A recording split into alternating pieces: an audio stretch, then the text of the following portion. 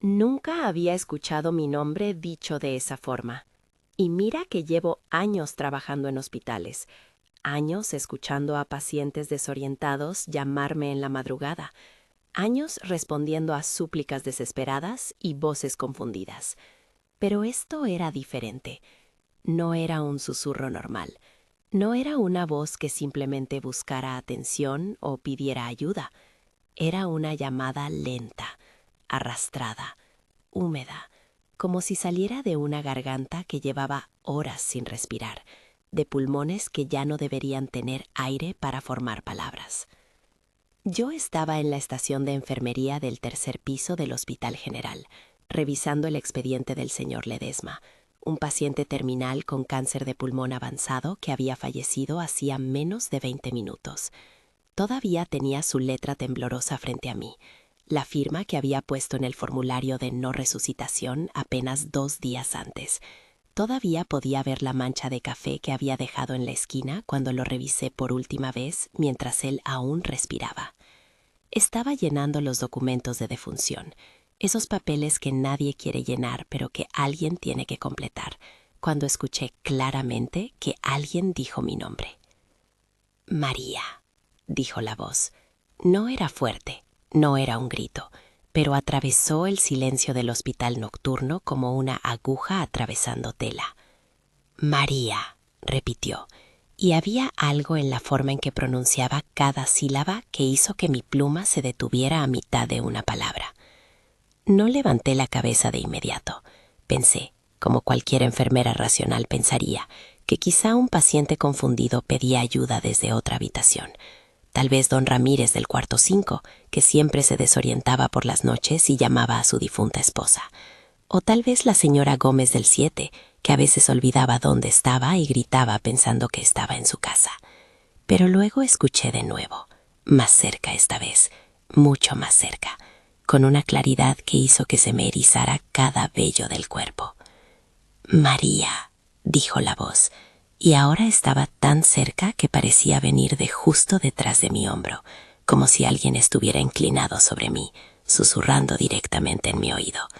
La pronunciación era extraña, incorrecta, como si quien hablara hubiera olvidado cómo se articulan las palabras y estuviera intentando recordar un lenguaje que alguna vez dominó, pero que ahora se le escapaba. Y entonces supe, con esa certeza visceral que va más allá de la lógica, que esa voz no venía de un vivo, no venía de ningún paciente confundido, no venía de ningún compañero jugándome una broma pesada. Venía de algo que no debería poder hablar. Mis manos comenzaron a temblar sin que pudiera controlarlas. La pluma se me cayó de entre los dedos y rodó por el escritorio hasta caer al piso con un sonido que pareció demasiado fuerte en ese silencio antinatural. Levanté la vista lentamente y revisé el pasillo con ojos que no querían ver lo que fuera que estaba ahí. No había nadie visible. Las puertas de todos los cuartos estaban cerradas, algunas con una rendija de luz escapando por debajo, otras completamente oscuras. El pasillo se extendía vacío bajo las luces fluorescentes que parpadeaban con ese ritmo irregular que siempre tienen después de la medianoche. Todos los cuartos estaban en silencio. Un silencio demasiado profundo, demasiado completo. Incluso la máquina expendedora al final del pasillo, que siempre zumbaba con ese ruido constante de su compresor, parecía contener la respiración. Era como si todo el hospital hubiera dejado de respirar al mismo tiempo, como si estuviera esperando que algo sucediera, algo inevitable y terrible. Pero la sensación de que alguien se acercaba era innegable. Podía sentirlo en mi piel, en la forma en que el aire a mi alrededor parecía moverse, desplazado por una presencia que se aproximaba. El aire cambió completamente. Se volvió más frío, mucho más frío de lo que debería estar incluso con el aire acondicionado funcionando. Se volvió espeso, denso, difícil de respirar, como si cada molécula de oxígeno hubiera sido arrastrada desde un sótano húmedo y oscuro, cargada con el olor a tierra mojada y algo más, algo que no podía identificar pero que me revolvía el estómago. El expediente del señor Ledesma que obtenía en mis manos cayó al suelo, las páginas dispersándose en un abanico desordenado. No me agaché a recogerlo. No podía moverme para hacer algo tan mundano. Solo di un paso hacia atrás, alejándome del escritorio, de ese pasillo, intentando poner distancia entre yo y lo que fuera que estaba sucediendo. Intentaba comprender lo imposible que estaba ocurriendo frente a mí. Intentaba encontrar una explicación racional que pudiera devolverme la sensación de que el mundo seguía siendo un lugar lógico y predecible. Porque esa voz que acababa de escuchar, esa voz que había pronunciado mi nombre con tanta claridad, era del señor Ledesma. Era su voz. Reconocía el tono rasposo, ese sonido áspero que había desarrollado en sus últimas semanas, cuando los tumores presionaban cada vez más contra su tráquea. Reconocía la forma particular en que arrastraba las heces, ese defecto del habla que tenía desde que había perdido varios dientes en su juventud. El mismo señor Ledesma que había muerto exactamente a la 1:37 de la madrugada, apenas 20 minutos antes, después de susurrar con su último aliento que no quería quedarse solo en la oscuridad. Yo había estado ahí. Yo había sostenido su mano mientras sus dedos se enfriaban. Yo misma había cerrado sus párpados con mis propias manos cuando sus ojos dejaron de ver. Yo misma había apagado el monitor que marcaba línea plana, ese pitido continuo que anuncia que un corazón ha dejado de latir. Yo misma había cubierto su cuerpo con la sábana blanca, hasta el rostro, como hacemos siempre. Había llenado la etiqueta con su nombre y la hora de defunción. Lo había dejado en su cuarto esperando a que vinieran a trasladarlo a la morgue en la mañana. Y aún así, acababa de escuchar su voz, clara, innegable, imposible. Un golpe suave resonó en el pasillo, interrumpiendo el silencio sepulcral. No fue fuerte, pero en esa quietud absoluta sonó como un trueno. Era el sonido de nudillos tocando madera o de dedos arrastrándose contra una pared. Luego escuché otro golpe, más adelante en el corredor, como si alguien estuviera avanzando y tocando la pared para guiarse en la oscuridad. Y después de eso, después de esos dos golpes que me helaron la sangre, escuché pasos. Pasos cansados, irregulares, con un ritmo completamente equivocado. No era el caminar firme de alguien saludable, no era el paso apresurado de una enfermera atendiendo una emergencia. No era ni siquiera el arrastre lento de un paciente anciano usando su andadera. Era algo diferente, algo profundamente incorrecto. Sonaba como si un cuerpo debilitado, un cuerpo que ya no debería poder moverse, intentara recordar cómo caminar. Como si los músculos respondieran con un retraso horrible a órdenes que venían de muy lejos. No debía moverme. Cada instinto de supervivencia me gritaba que me quedara quieta, que me escondiera bajo el escritorio, que cerrara los ojos y esperara a que pasara lo que fuera que estaba pasando. No debía mirar. Sabía, en algún nivel primitivo de mi conciencia, que si miraba, vería algo que no podría olvidar nunca, algo que me perseguiría por el resto de mis días. Pero lo hice, como siempre hacemos los humanos, incapaces de resistir la necesidad de confirmar nuestros peores temores. Levanté la vista lentamente y miré hacia el pasillo oscuro. Desde lejos, desde el extremo del corredor donde la luz parpadeante apenas llegaba, una silueta comenzó a tomar forma. Era baja, delgada, encorvada, como si cada paso le costara un esfuerzo tremendo. Llevaba puesta la bata de hospital, esa bata azul pálido que les damos a todos los pacientes, pero le colgaba del cuerpo de una manera extraña, como si ya no le perteneciera, como si el cuerpo que estaba dentro se hubiera encogido o cambiado de alguna manera fundamental. La tela se movía con cada paso torpe, revelando brevemente extremidades que parecían demasiado delgadas, demasiado frágiles. La piel de la figura parecía gris bajo la luz fría del pasillo, con ese tono particular que toma la carne cuando la sangre deja de circular. Podía ver, incluso desde esa distancia, que había algo profundamente equivocado en la forma en que se movía, en la forma en que su cuerpo se doblaba en ángulos que no eran del todo naturales.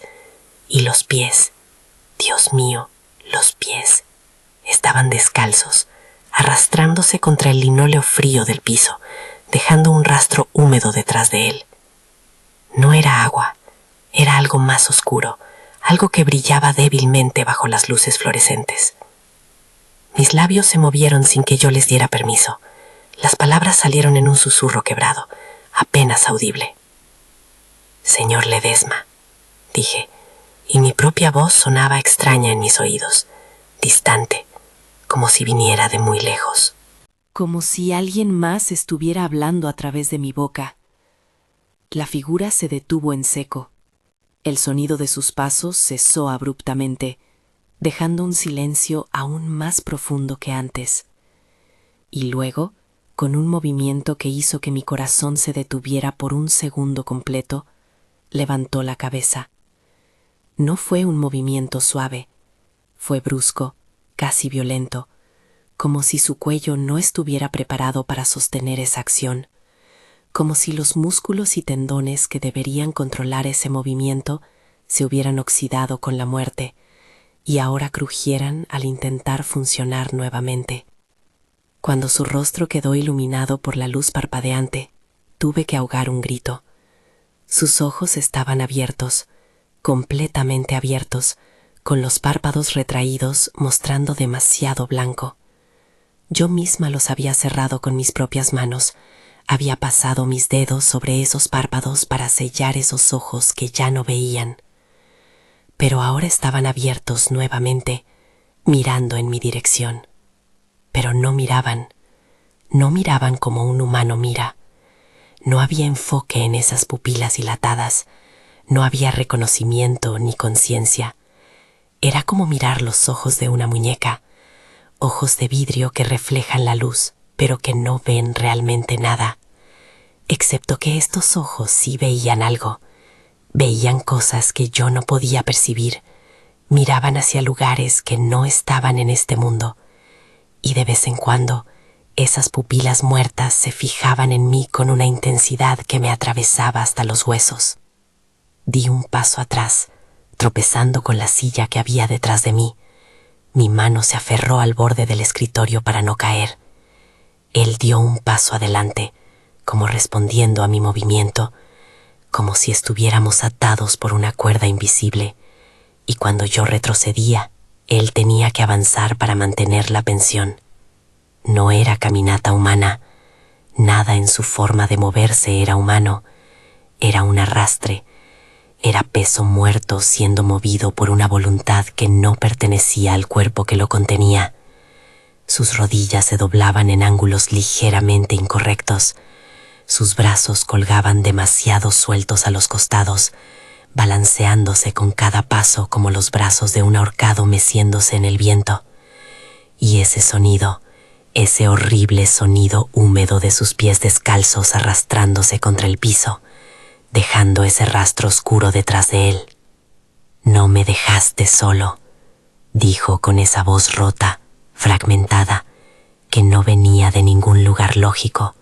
No era solo su boca la que hablaba, era como si todo su cuerpo vibrara con las palabras, como si salieran de cada poro de su piel muerta. Regresé para agradecerte, porque te quedaste conmigo, porque sostuviste mi mano, porque no me dejaste morir solo en la oscuridad. Mi piel se erizó desde la nuca hasta las piernas, una ola de terror tan intensa que sentí que iba a desmayarme. Cada parte de mi cuerpo me gritaba que corriera, que saliera de ese pasillo, que huyera del hospital y no mirara atrás, que cerrara la puerta de la estación de enfermería y llamara a seguridad, a la policía, a quien fuera. Que despertara de esta pesadilla, porque esto no podía estar pasando, no en el mundo real, no en mi turno, no a mí. Pero mis pies permanecieron clavados al piso, como si hubieran echado raíces. No podía moverme. No importaba cuánto mi cerebro gritara órdenes desesperadas a mis piernas, ellas simplemente no respondían. Estaba paralizada, congelada en el lugar, obligada a presenciar lo imposible. Él siguió avanzando hacia mí, paso a paso, arrastrando ese cuerpo que ya no debería poder moverse.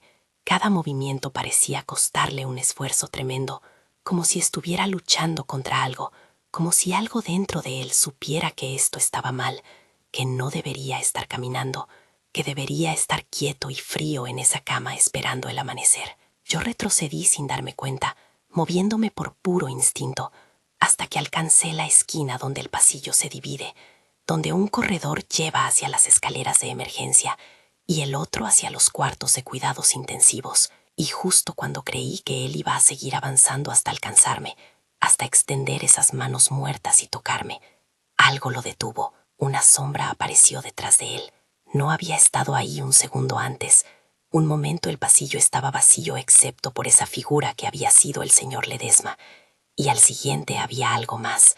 Una sombra más grande que él, mucho más grande, más oscura que cualquier oscuridad natural, como si fuera un pedazo de noche sólida que se hubiera desprendido del cielo y hubiera entrado al hospital, más consciente, más presente, más real que cualquier sombra debería ser. Emergió de la puerta entreabierta de la habitación 9, deslizándose más que caminando, como si hubiera estado esperando que yo llegara a ese punto exacto del pasillo, como si toda esta escena hubiera sido coreografiada especialmente para mí. No tenía forma humana clara, no tenía límites definidos. Era más una ausencia de luz que una presencia física, pero era alta, imposiblemente alta, tanto que su parte superior casi tocaba el techo del pasillo. Sus extremidades, si es que eran extremidades, parecían demasiado largas, extendiéndose desde su cuerpo amorfo en ángulos que desafiaban la geometría euclidiana, y aún sin tener ojos, aún sin tener nada que se pareciera a un rostro, pude sentir que me observaba. Podía sentir el peso de su atención, clavándose en mí con una intensidad que me dejó completamente sin aire. Era como ser vista por algo tan antiguo, tan ajeno a la experiencia humana, que mi cerebro no podía procesarlo completamente. Era como si esa cosa hubiera estado ahí desde siempre, caminando por estos pasillos mucho antes de que se construyera el hospital, esperando paciente a que llegaran los momentos apropiados para manifestarse. El señor Ledesma, o lo que quedaba de él, o lo que estaba usando su cuerpo como un traje mal ajustado, giró la cabeza hacia la sombra. El movimiento fue mecánico, obediente, como un perro respondiendo a la orden de su amo. No había voluntad propia en ese gesto. Era pura obediencia a algo más grande, más poderoso, más fundamental. La entidad de sombra se colocó detrás de él, envolviéndolo parcialmente en su oscuridad. Y entonces entendí algo que nadie debería tener que comprender, algo que cambió para siempre mi percepción de la muerte y lo que viene después. El señor Ledesma no había vuelto por su cuenta, no había despertado por algún error médico, no había sido una reanimación espontánea, no era ningún fenómeno que pudiera explicarse con ciencia o medicina. Algo lo había traído de vuelta. Esta sombra, esta entidad sin forma, lo había arrancado del lugar a donde los muertos van y lo había devuelto a su cuerpo vacío. Lo había animado, como un titiritero anima a su marioneta. Y entendí algo aún peor, algo que me hizo sentir que iba a vomitar. Esta cosa no había traído de vuelta al señor Ledesma porque lo extrañara, o porque quisiera darle una segunda oportunidad de vida, o por alguna razón benévola.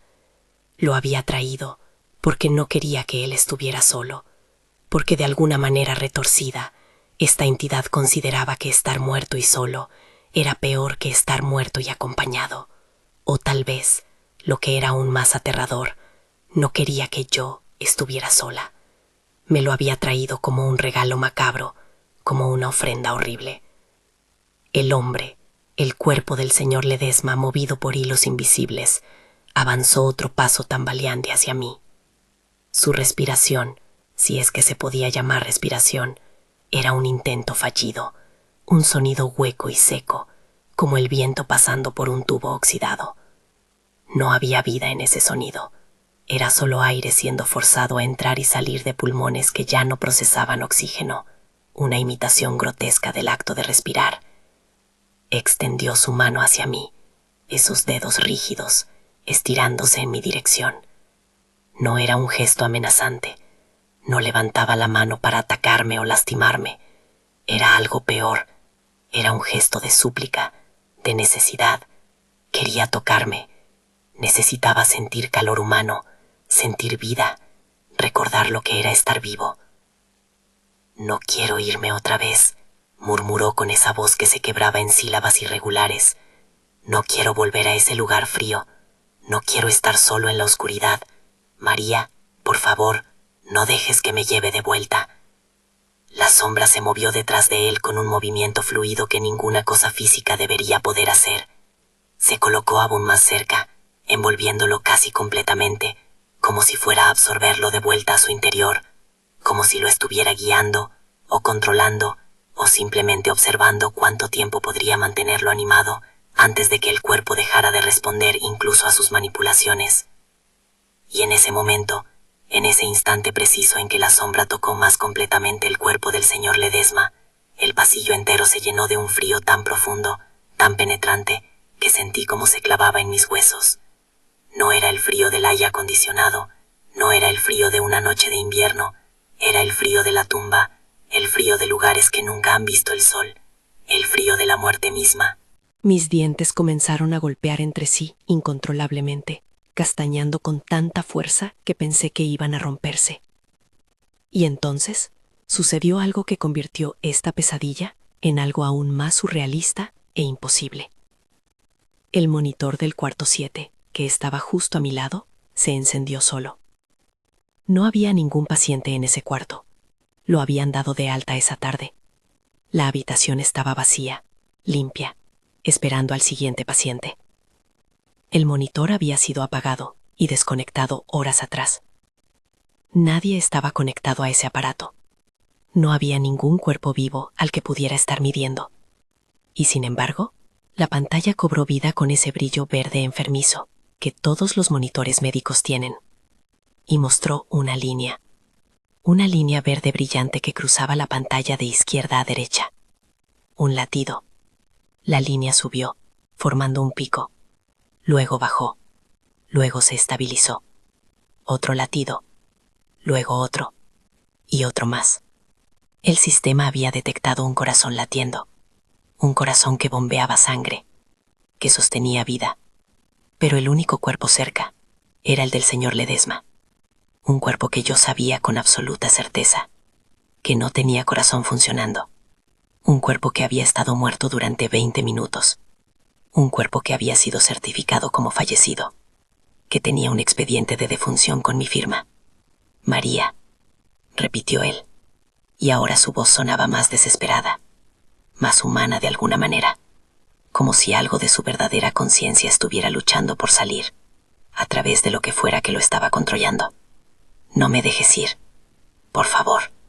No quiero volver a ese lugar oscuro. No sabes lo que hay ahí. No sabes lo que me espera. Yo ya no respiraba. No podía. El aire simplemente no entraba en mis pulmones, sin importar cuánto lo intentara. Era como si algo invisible estuviera presionando mi pecho, exprimiendo todo el oxígeno de mi cuerpo. La habitación comenzó a dar vueltas. Puntos negros aparecieron en los bordes de mi visión. Quise decir su nombre. Quise despedirme apropiadamente. Quise cerrar los ojos y hacer una oración por su alma atormentada. Quise hacer algo, cualquier cosa, que pudiera darle paz o consuelo. Pero mi garganta estaba cerrada, mi voz atrapada en algún lugar profundo de mi pecho. Y en ese momento horrible, mientras yo luchaba por respirar, y el señor Ledesma extendía su mano suplicante hacia mí, la sombra detrás de él actuó. Extendió lo que podría haber sido un brazo, aunque no tenía la forma definida de ningún brazo que hubiera visto antes. Era más como una extensión de la oscuridad misma, alargándose desde su cuerpo amorfo. Era largo y delgado como un cable de acero, pero se movía con la fluidez del humo. Este apéndice de sombra rodeó la espalda del señor Ledesma, envolviéndolo en un abrazo que era al mismo tiempo protector y posesivo. Y entonces, con un movimiento súbito que fue casi gentil en su ejecución, lo arrastró hacia atrás, hacia la habitación oscura de donde había emergido la sombra, hacia ese espacio de negrura absoluta que esperaba como una boca abierta. Él soltó un gemido tan doloroso, tan lleno de sufrimiento y desesperación, que sentí como si mi alma se partiera en dos. No era un sonido que debería poder salir de una garganta humana. Era la esencia misma del dolor destilada en sonido. Era el grito de alguien que está siendo arrastrado hacia algo peor que la muerte, hacia un destino tan terrible que preferiría no existir en absoluto. ¡No! Grité sin pensarlo, sin poder contenerme. La palabra salió de mi garganta antes de que pudiera detenerla, antes de que pudiera recordar que no debía hacer ruido, que no debía llamar la atención de lo que fuera que estaba llevándose al señor Ledesma. Fue un grito instintivo, el grito de alguien que ve a otro ser humano en peligro y reacciona sin pensar en las consecuencias. La sombra se detuvo en seco. No soltó al señor Ledesma. No lo devolvió. Se detuvo simplemente para girar su atención hacia mí, no para liberarlo, sino para mirarme, para verme realmente, para reconocer mi presencia no solo como un espectador, sino como alguien que había intervenido, que había roto las reglas no escritas de esta interacción entre los muertos y lo que viene a buscarlos. La entidad no tenía ojos, no tenía nada que pudiera considerarse un rostro en ningún sentido convencional, pero me vio, me reconoció, me evaluó con una intensidad que fue más allá de cualquier cosa que hubiera experimentado, y algo dentro de mí, algo primitivo que venía de mucho antes de que aprendiéramos a caminar erguidos, entendió con claridad absoluta que no debía haber gritado, que no debía haber respondido, que no debía haber mirado siquiera. Porque cuando reconoces algo que no pertenece a este mundo, cuando lo ves realmente y no solo lo percibes en los bordes de tu visión, cuando lo llamas con tu voz y le das ese reconocimiento, él también te reconoce. Se hace consciente de ti de una manera fundamental. Ahora sabes que existe, y ahora él sabe que tú sabes. Y esa conexión, una vez establecida, no puede ser deshecha. Es permanente, es eterna. El señor Ledesma, o lo que quedaba de su conciencia dentro de ese cuerpo manipulado, me miró una última vez, con esos ojos muertos, pero de alguna manera todavía capaces de expresar emoción. Y en esa mirada vi gratitud mezclada con terror, alivio mezclado con agonía, agradeciéndome por haberlo reconocido, por haberme importado lo suficiente como para gritar, pero también rogándome que no mirara lo que venía después, que no presenciara a dónde lo estaban llevando. La sombra lo arrastró completamente dentro de la habitación oscura, dentro de ese espacio de negrura que parecía más profundo que cualquier oscuridad natural. Su figura se disolvió en las sombras hasta que no pude distinguir dónde terminaba él y dónde comenzaba la entidad que lo llevaba. Y luego desaparecieron por completo, tragados por esa negrura absoluta, como si nunca hubieran existido. El monitor del cuarto 7 emitió un pitido largo y continuo. Ese sonido que todos conocemos, ese tono plano que indica que no hay actividad cardíaca. La línea en la pantalla se volvió recta, horizontal, muerta. Y luego la pantalla se apagó por completo, sumiendo el pasillo en un silencio más profundo que antes. El frío terrible que había llenado el corredor se disipó gradualmente, como si algo hubiera liberado su control sobre la temperatura. Las luces dejaron de parpadear. El aire volvió a moverse normalmente. Todo regresó a la normalidad con una rapidez que era casi insultante, como si el hospital mismo quisiera olvidar lo que acababa de suceder, como si quisiera pretender que nada había salido mal, que todo seguía su curso ordinario. Pero yo sabía la verdad. Sabía lo que había visto, sabía lo que había escuchado, y sabía, con una certeza que me aterraba, que esto no había terminado. Me quedé ahí de pie, temblando incontrolablemente, con las lágrimas corriendo por mis mejillas sin que me diera cuenta de que estaba llorando. No sé cuánto tiempo estuve así. Pudieron ser segundos o minutos, u horas. El tiempo había perdido todo significado. Desde aquella noche las cosas han sido diferentes. Cada vez que estoy sola en un turno de madrugada, cada vez que el hospital se queda en silencio y todos los pacientes duermen, escucho mi nombre susurrado, muy bajo, muy cerca, tan cerca que a veces puedo sentir el aliento helado contra mi oreja. Viene de cuartos donde no hay nadie, de pasillos vacíos, de esquinas oscuras que evito mirar directamente. María, dice la voz. A veces suena como el señor Ledesma. Otras veces suena con otros pacientes que he perdido a lo largo de los años. Y otras veces las peores veces. Suena como algo que nunca ha sido humano intentando imitar una voz humana. Estoy aquí, dice. Todavía estoy aquí. No me he ido. Y yo sé, sin ninguna sombra de duda, sin ninguna posibilidad de negación, que no es un vivo quien me llama. Sé que es algo del otro lado, algo que usa las voces de los muertos como anzuelos, esperando que yo responda, esperando que yo vuelva a reconocerlo como lo hice aquella noche. He aprendido a no voltear cuando escucho mi nombre. He aprendido a seguir caminando como si no oyera nada. He aprendido a mantener los ojos al frente y nunca mirar las sombras que se mueven en mi visión periférica. Porque sé que si vuelvo a mirar, si vuelvo a reconocer lo que está ahí, la próxima vez tal vez no se conforme con llevarse solo un cuerpo muerto.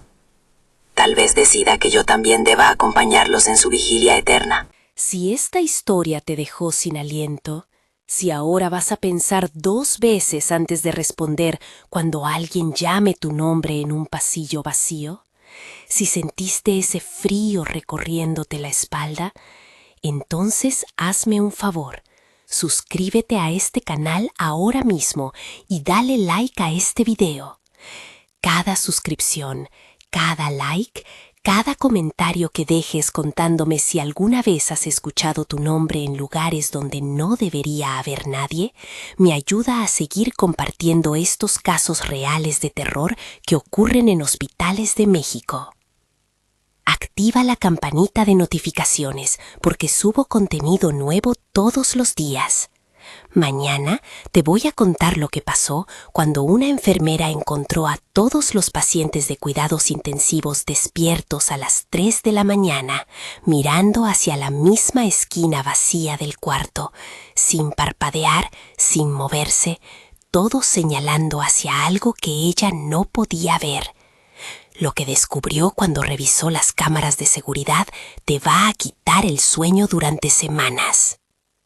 Comparte este video con alguien que trabaje en el turno nocturno de un hospital. Pregúntale si alguna vez ha escuchado voces de pacientes que ya fallecieron. Pregúntale si ha sentido que algo le observa desde las habitaciones vacías. Las respuestas que obtengas te confirmarán que el señor Ledesma no es el único que no quiere irse. Y déjame un comentario contándome, ¿alguna vez has trabajado en un hospital durante la madrugada? ¿Has escuchado tu nombre cuando estabas completamente solo? ¿Has visto sombras que no deberían estar ahí?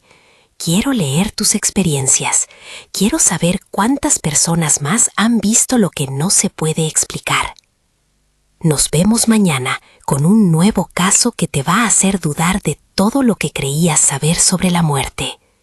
Y recuerda, si alguna vez escuchas tu nombre susurrado en un pasillo vacío del hospital, si sientes que algo te llama desde una habitación oscura, si ves una sombra que se mueve cuando no debería haber nadie ahí, no respondas, no voltees, no reconozcas lo que está ahí, porque una vez que lo haces, una vez que estableces esa conexión, ellos nunca te olvidan y tarde o temprano vendrán a buscarte.